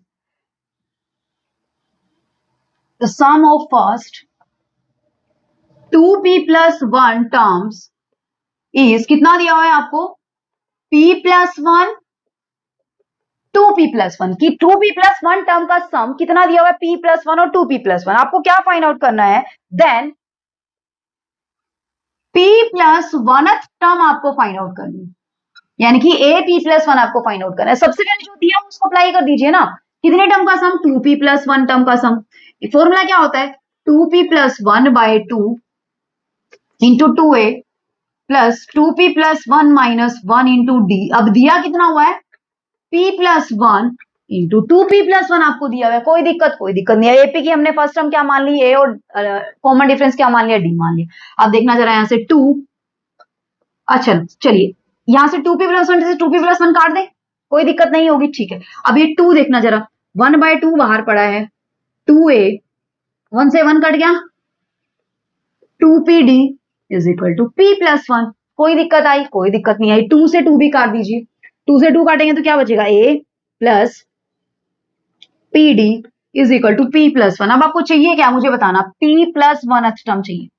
p plus 1 term का फॉर्मूला क्या होता है? a p प्लस 1 यानी कि a plus p plus 1 n minus 1 into D होता है ना, तो 1 से 1 कट गया तो a प्लस पी डी। क्या ये a प्लस पी डी नहीं आया है? क्या आया है ना? तो इसको कैसे लिख सकते हैं आप? a plus p plus 1 minus D is equal to p plus 1। अब ये तो किसके इक्वल है? a p प्लस 1 टर्म के इक्वल है, ठीक है। तो यानी कि p प्लस 1 टर्म क्या निकल के आई आपके पास? p प्लस 1 ही निकल के आई। अगर सम ऑफ 2p प्लस 1 टर्म कितना है? p plus 1 into 2p plus 1 है, तो p प्लस 1 टर्म क्या निकल के आएगी आपके पास? p प्लस 1 ही निकल के आएगी। क्लियर हुआ कंसेप्ट? कर लेंगे अच्छे से, बड़े नेक्स्ट क्वेश्चन की ओर। चलिए नेक्स्ट क्वेश्चन देखते हैं क्या रहने वाला है हमारे पास। रफ कर दूं इसको? चलिए इसको रफ कर देते हैं, फिर देखते हैं नेक्स्ट क्वेश्चन में क्या रहेगा।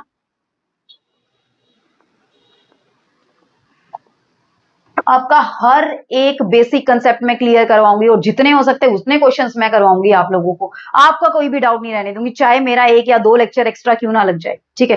फुल मेहनत से मैं काम करवा रही हूँ फ्रेंड्स, तो आप लोग भी मेहनत करते रहिए ताकि आप लोग अच्छे से अपना एनडीए का एग्जाम क्रैक कर सके, ठीक है। चलिए नेक्स्ट क्वेश्चन देखते हैं क्या रहेगा हमारे पास। If Sn is equal to n square minus 2n, then Tn यानी कि nth टर्म क्या होगी आपके पास? nth टर्म क्या होगी? करवाने को ये चैप्टर में 2 दिन में या 3 दिन में भी कंप्लीट करवा सकते हैं, ठीक है।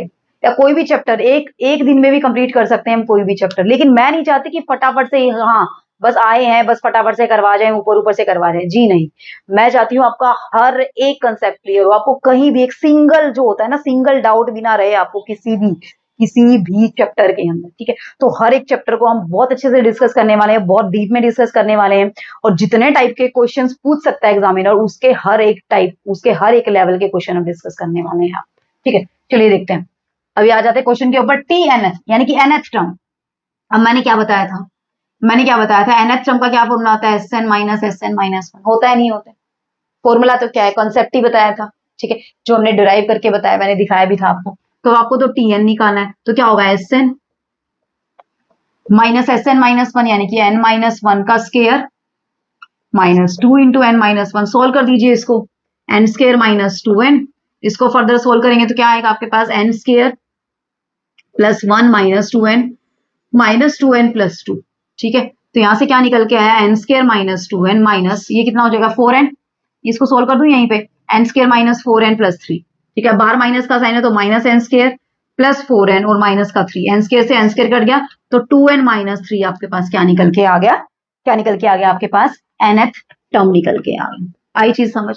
क्लियर हुआ कंसेप्ट? कोई दिक्कत नहीं आई ना? कोई भी दिक्कत आने भी नहीं दूंगी आप लोगों को, ठीक है। चलिए नेक्स्ट क्वेश्चन देखते हैं आपके पास कि 59th टर्म तो क्या दी हुई है? 449, ठीक है। और 449th टर्म क्या दी हुई है आपको? 59। देन आपने बताना है विच टर्म इज जीरो, बताना जरा मुझे कौन सी टर्म जीरो होगी? pth टर्म क्या है? qth टर्म क्या है? p।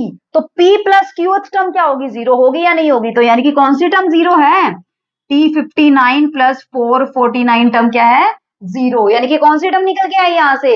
508th term. कौन सी टर्म? 508th टर्म क्या है आपके पास? जीरो। तो आंसर क्या आ जाएगा? 508th term. कंसेप्ट हुआ क्लियर? कोई भी दिक्कत नहीं आई ना? कर लेंगे अच्छे से। चलिए बड़े नेक्स्ट क्वेश्चन की ओर। चलिए फ्रेंड देखते हैं नेक्स्ट क्वेश्चन के अंदर क्या रहने वाला है। पास रफ कर दूं इसको? चलिए एक लास्ट क्वेश्चन कर लेते हैं, उसके बाद हम डिस्कस करेंगे कि AM क्या होता है, अर्थमेटिक मीन क्या होता है, ठीक है, उसके बारे में हम डिस्कस करेंगे। चलिए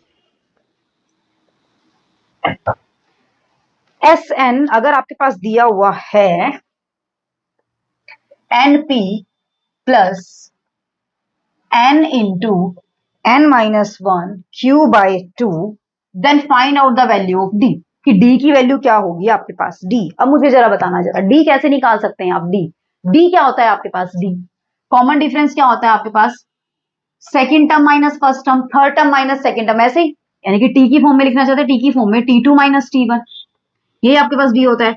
और Tn क्या होता है आपके पास, Sn minus Sn minus one, यानी कि सबसे पहले आपको T2 निकालनी पड़ेगी, T1 निकालनी पड़ेगी। अब T1, अब S1 क्या होता है आपके पास, एक टर्म का सम, यानी कि A1। अगर हम T की बात कर रहे हैं तो T1 और S1 तो दोनों ही क्या होते हैं, A1 के इक्वल होते हैं। T1 का मतलब फर्स्ट टर्म, S1 का मतलब एक टर्म का सम, अब T2 का मतलब सेकेंड टर्म A2, T2 का मतलब सेकेंड टर्म A2, और S2 का मतलब क्या होता है A1 प्लस A2, ये तो मतलब हुआ A1 प्लस A2। अब आपको तो क्या दिया हुआ है SN, आपको क्या निकालना है T2 माइनस T1, यानी कि सबसे पहले तो आप T2 निकालेंगे। T2 कैसे निकलेगा, T2 कैसे निकलेगा, S2 माइनस S1 से निकलेगा। अभी थोड़ी देर पहले तो करवाया मैंने फॉर्मूला, कंसेप्ट, दो एक क्वेश्चन पहले ही तो हुआ है हमारी बात कि Tn क्या होता है SN माइनस वन। तो सबसे पहले आप निकालिए S2, S2 क्या होगा 2p plus 2 into 2 minus 1 by 2 into, तो यानी कि 2p प्लस क्यू आपका क्या आ गया S2। S1 आपका क्या होगा p plus p into 1 minus 1 by 2 into, ये तो जीरो हो गया, यानी कि कितना आ गया p, तो यानी कि T2, यानी कि आपके पास दो टर्म, सेकंड टर्म क्या निकल के आई आपके पास 2p plus Q minus p, यानी कि p प्लस क्यू। अब आपको तो क्या निकालना है डी क्या होगा second term minus first term. अब सेकंड टर्म क्या है आपके पास p प्लस क्यू, और फर्स्ट टर्म तो क्या होती है S1, तो किसके इक्वल होता है T1 के, माइनस ये भी p आई, तो p से p कट गया, आपके पास आंसर कितना निकल के आया q, तो यानी कि कॉमन डिफरेंस कितना निकल के आया q। आई चीज समझ, इसी के अंदर हमने बहुत सारे कंसेप्ट लगा दिए, कौन कौन से लगा दिए हैं, nth टर्म सम से कैसे निकालते हैं, कॉमन डिफरेंस हम कैसे निकालते हैं, दोनों के दोनों कंसेप्ट हमने इसके अंदर अप्लाई कर दिए। क्लियर हुआ कंसेप्ट, कोई दिक्कत नहीं। अब बात करते हैं अर्थमेटिक मीन हमारे पास क्या होता है, अर्थमेटिक मीन, उससे रिलेटेड क्वेश्चन भी हम करेंगे, ठीक है। चलिए देख लेते हैं।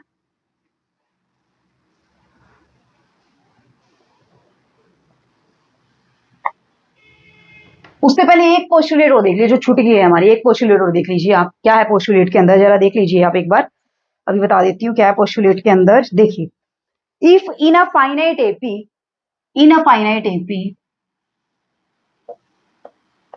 in a finite AP, sum of term equidistance from beginning and end. Sum of the term equidistance from beginning and end is always same as the sum of first and last. क्या कह रहे हैं पता है आपको, क्या कह रहे हैं कि कोई भी एपी है, एपी की आप स्टार्टिंग से जो टर्म लेते हैं, जिस स्थान पे वो टर्म है, जितने डिस्टेंस पे है, और लास्ट से जितने डिस्टेंस पे कोई भी टर्म, उन दोनों टर्म का सम क्या होगा आपके पास, फर्स्ट टर्म और लास्ट टर्म का सम। मान लीजिए ये कोई भी एपी है A1 A2 A3 up to AN, इससे पहले क्या आएगी AN माइनस वन, तो यहां से अगर आप यहां से इससे पहले क्या आएगी AN माइनस टू, अगर आप यहां से निकालते A3 plus AN minus two, यानी कि ये भी थर्ड नंबर पे, लास्ट से ये भी कितने नंबर पे, थर्ड नंबर पे, तो इन दोनों का सम किसके इक्वल होगा, first plus last term, first plus last term के। ऐसे ही A2 plus AN minus one, ये भी किसके इक्वल होगा, A1 प्लस AN के इक्वल। तो क्या निकल के आया आपके पास, जनरल रिजल्ट क्या निकल के आया आपके पास कि AK plus AN minus K minus आपके पास क्या आ जाएगा 1, इससे कम है ना, यहाँ पे 2 है तो यहाँ पे 1 है, यानी कि K minus one is equal to क्या आएगा A1 प्लस AN, और K vary from 1 2 3 4 5 6 up to कहां तक चलता जाएगा,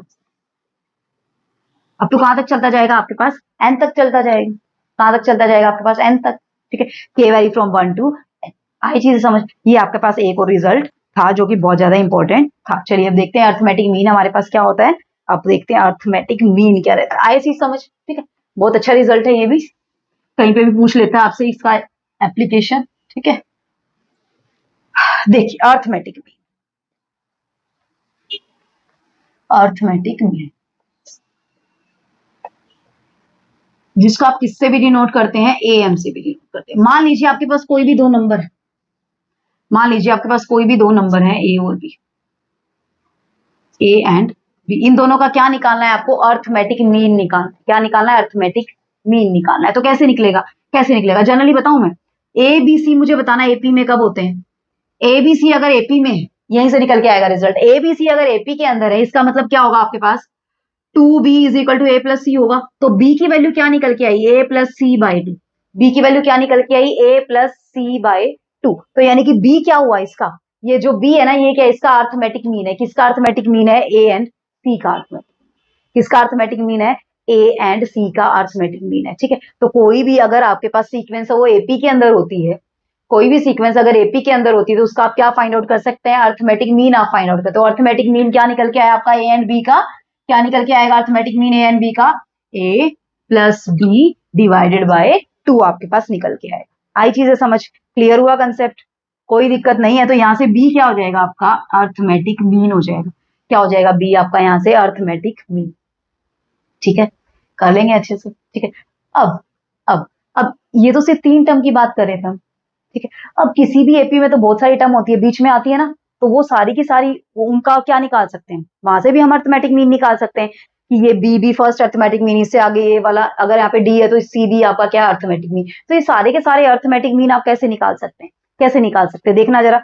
आपका फर्स्ट पोस्टुलेट क्या कहती है, if N AMs are inserted between A and B, अगर ए और बी के बीच में एन ए एम को इंसर्ट कर दिया जाए। अभी तो कितने ए एम थे, ए और बी के बीच में सिर्फ एक था, ए और बी के बीच में सिर्फ एक ए एम आया जो हमने निकाल दिया, क्या, a plus B by 2। A और बी के बीच का निकाला है ना, A M between A and b, यही तो बोला है मैंने कि A M between A and b, a और बी का आपने ए एम निकाला है, अर्थमेटिक मीन निकालना है। तो अगर ए और बी के बीच में आप एन अर्थमेटिक मीन घुसा देते हैं, यानी कि यहाँ पे ए है, यहाँ पे फर्स्ट ए एम, यहाँ पे फर्स्ट ए एम आपने घुसा दिया, इसका नाम दे दिया आपने A1, यहाँ पे second A M, third M, और कितने आपने घुसा दिए, एन घुसा दिए। आई चीज समझ, क्लियर हुआ कंसेप्ट।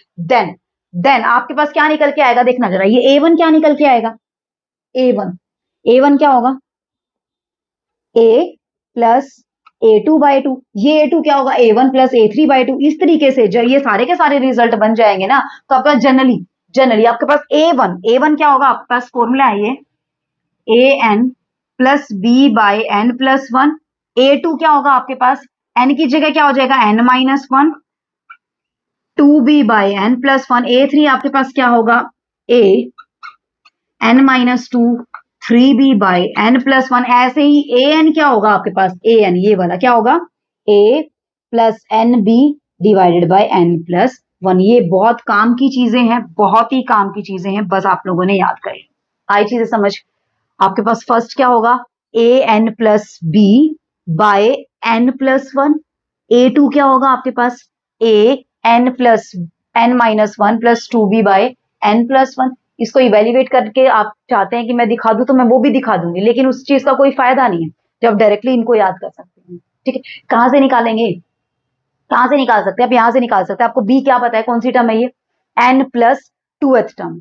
कौन सी टर्म है, N plus 2। N plus 2th term का फॉर्मूला क्या होता है, A plus N plus 1 into D, where D is the common difference. वहां से आप चीजें निकाल सकते हैं, डी की वैल्यू निकल के आ जाएगी, वहां से किसकी वैल्यू निकल के आ जाएगी, डी की वैल्यू। तो डी यानी कि ये टर्म A1 कैसे निकलेगा, A1 कैसे निकलेगा, A प्लस, इस ये आप A1 A2 कहां से निकले पता है आपको, आपको बी क्या पता है, कौन सी टर्म है ये, a n plus 2th term, because ये एन तो है, ये फर्स्ट टर्म, ये एन प्लस 1th टर्म, ये कौन सी टर्म, एन प्लस 2th। तो एन प्लस 2th टर्म का फॉर्मूला क्या होता है, a plus N plus 2 minus 1 into d, जो कि कितना दिया हुआ है, बी आपको दिया हुआ है। तो यानी कि यहां से B is equal to A plus N plus 1 into D.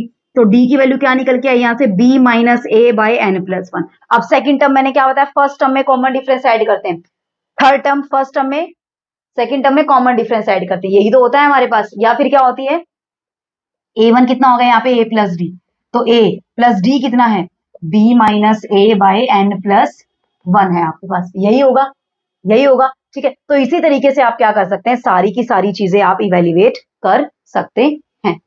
इसको सोल्व करेंगे ना, एलसीएम आएगा, यहाँ पे क्या आएगा, n प्लस 1 तो an plus b minus a आपके लिए करके दिखा रही हूँ, बस मैं ये आपके लिए ही करके दिखा रही हूँ। an plus b by n plus 1 आ गया ना a1, आ गया ना a1। अब तो कोई कंफ्यूजन नहीं होगी कि कहाँ से निकल के आया मैडम, आपने क्रैमिंग करवा दी है, ये करवा दिया, वो क्रैमिंग नहीं हुई है ना, ठीक है। तो रिजल्ट यहीं से निकल के आया है।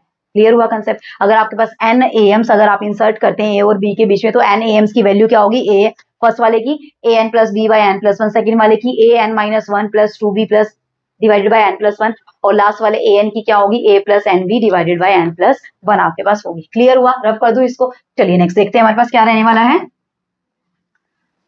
चलिए देख लेते हैं नेक्स्ट क्या रहेगा हमारे पास, रफ कर देते हैं इसको, फिर देखते हैं हमारे पास क्या है।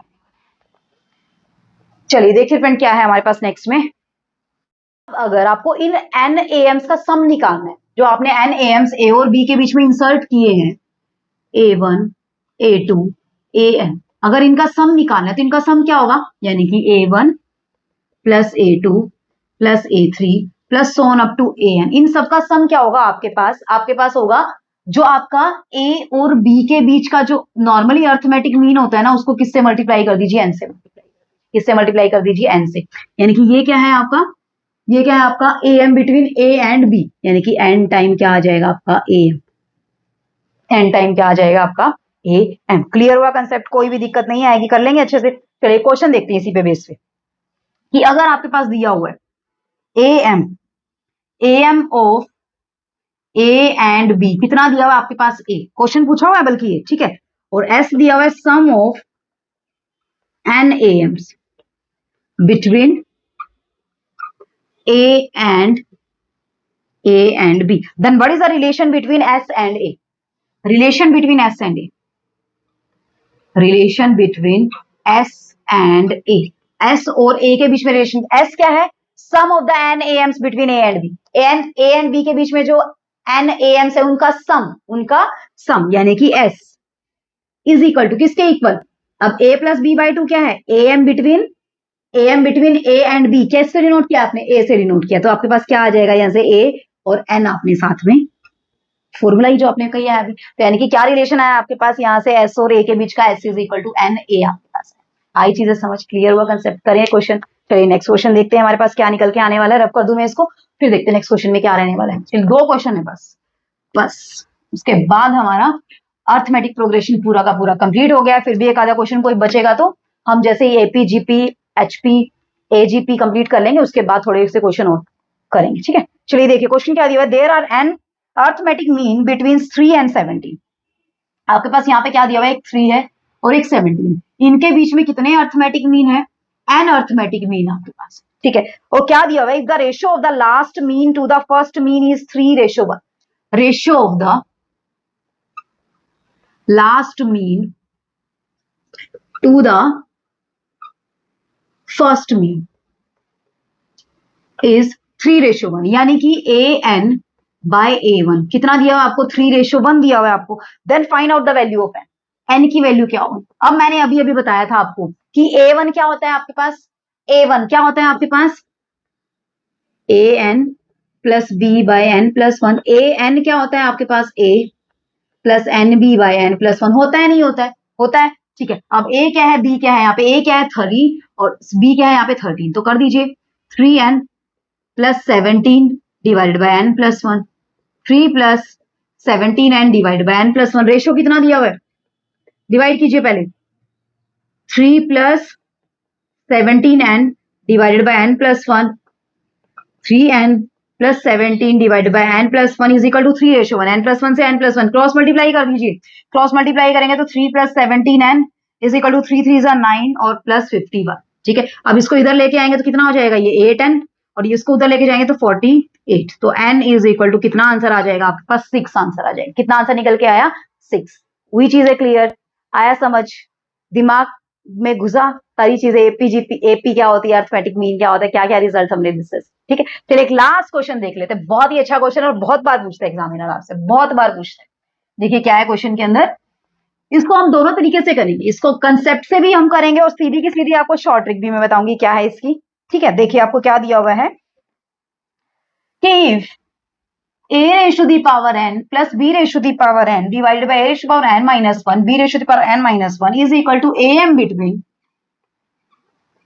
ए M between A and B किसके इक्वल है? ए M between A and B, then what is the value of, what is the value? सबसे पहले कंसेप्ट लगाते हैं जो हमारा basic concept, A M between A and B क्या होता है आपके पास? क्या होता है आपके पास? ए और बी के बीच का ए एम क्या होता है भाई? A plus b by 2, cross multiply कर दीजिए, करेंगे तो क्या आने वाला आपके पास? 2an, sorry 2b ratio the power n, 2an नहीं 2a की पावर n। अब a की power n plus a b की power n minus 1, b a की पावर n माइनस 1 और प्लस b की पावर n। ठीक है, अब a की पावर n b की पावर n को इधर ले आइए, इधर लेके आएंगे तो क्या हो जाएगा? a की पावर n प्लस b की पावर n एक बार बच जाएगा क्योंकि 2 बार नहीं हुआ। अब यहां से क्या आ गया? माइनस माइनस या इक्वल टू a b की power n minus 1 b a की पावर n माइनस 1। एक चीज को इकट्ठा कर लीजिए, या तो a वाले को इकट्ठा कर लिए b वाले को। अब मान लीजिए a की पावर n यहाँ है और b a की पावर n माइनस 1 हमने यहाँ कर लिया, तो यहाँ क्या बचा? a b की पावर n माइनस 1 b की पावर n। अब यहाँ से क्या कॉमन आ रहा है? a की पावर n माइनस 1, यहाँ क्या बचा? a minus b। यहाँ से क्या कॉमन आ रहा है? b की पावर n माइनस 1, यहाँ क्या बचा? a minus b। a minus b से a माइनस b कट गया, तो a की power n minus 1 by b की पावर n माइनस 1 कितना आया आपके पास? 1। यानी कि a बाय b की पावर n माइनस 1 कितना निकल के आया आपके पास? 1। कितना निकल के आया आपके पास? 1 निकल के आया। अब 1 कब होता है आपके पास? 1 कब होता है? जब किसी की पावर क्या होती है? 0। जब आपके पास a by b less than 1 होता है, ठीक है, या फिर ये वाला भी कंसेप्ट, किसी की पावर 0 हमेशा क्या होता है? कोई भी ले लीजिए, x की पावर 0 हमेशा क्या होता है? 1 होता है ना। तो इसकी पावर कब करेंगे कि 1 आ जाए? यानी कि n माइनस 1 को क्या होना पड़ेगा? 0। तो n minus 1 is equal to 0, तो n की वैल्यू कितनी निकल के आई आपके पास? 1। कितनी निकल के आई आपके पास? 1। ये तो था आपका कंसेप्ट। अब शॉर्ट ट्रिक क्या है देखना जरा। अब यहां से क्या दिया हुआ है कि a की पावर n प्लस b की पावर n, a की पावर n माइनस 1 b की power n minus 1 is equal to a plus b by 2 है ना। 2 को क्या लिख सकते हैं? 1 प्लस 1 लिख सकते हैं। अब 1 को क्या लिख सकते हैं? किसी की पावर 0 बोला है मैंने और b की पावर 0। अब कंपेयर करना जरा यहाँ से, यहाँ पे पावर 1, अब देखना n is equal to 1, n is equal to 1, n minus 1 is equal to 0, n minus 1 is equal to 0। सब जगह से क्या आ रहा है? n इज इक्वल टू 1 आ रहा है, नहीं आ रहा है? आ रहा है ना। तो इस तरीके से भी आप क्वेश्चन अटेम्प्ट कर सकते हैं, जो मैंने आपको कंसेप्ट बताया उस तरीके से भी आप क्वेश्चन अटेम्प्ट कर सकते हैं। वो आपके ऊपर है कि आप किस तरीके से अपने क्वेश्चंस को अटेम्प्ट करते हैं। आई चीजें समझ, क्लियर हुआ कंसेप्ट? कोई भी दिक्कत नहीं है एपी के अंदर? ठीक है, अगर कोई भी दिक्कत है तो फिर भी आप मुझे कमेंट सेक्शन में कमेंट करके बता सकते हैं, आपको कोई भी दिक्कत नहीं होनी चाहिए। ठीक है, तो आज का लेक्चर कैसा लगा है प्लीज मुझे कमेंट करके जरूर बताना। ठीक है, आप लोगों के कमेंट से मोटिवेशन मिलती है, ठीक है, आप लोगों के लाइक से मोटिवेशन मिलती है। अगर हाँ आपका कोई सजेशन भी है तो वो भी आप मुझे कमेंट सेक्शन में कमेंट करके बता सकते हैं कि और क्या होना चाहिए। मैं अपने लेवल पे फ्रेंड बेस्ट ट्राई कर रही हूँ, बेस्ट ट्राई, बहुत मेहनत कर रहे हैं फ्रेंड्स, बहुत मेहनत कर रहे हैं हम। तो प्लीज आप लोग भी मेहनत कीजिए, आप लोग भी लेक्चर अटेंड कीजिए और एनडीए का एग्जाम क्रैक कीजिए। ठीक है, यही हमारे लिए सबसे बड़ी वो कहते हैं ना उपलब्धि होगी। ठीक है, तो मिलते हैं नेक्स्ट लेक्चर में, और तब तक के लिए जिसने चैनल को सब्सक्राइब नहीं किया जल्दी से चैनल को सब्सक्राइब कर लीजिए ताकि आपको कोई भी लेक्चर मिस ना हो, आपको हर एक लेक्चर की टाइम टू टाइम नोटिफिकेशंस मिल जाए। ठीक है फ्रेंड्स, तो तब तक के लिए bye bye, take care, be safe and be healthy my friend. Thanks for watching the video, see you in the next video.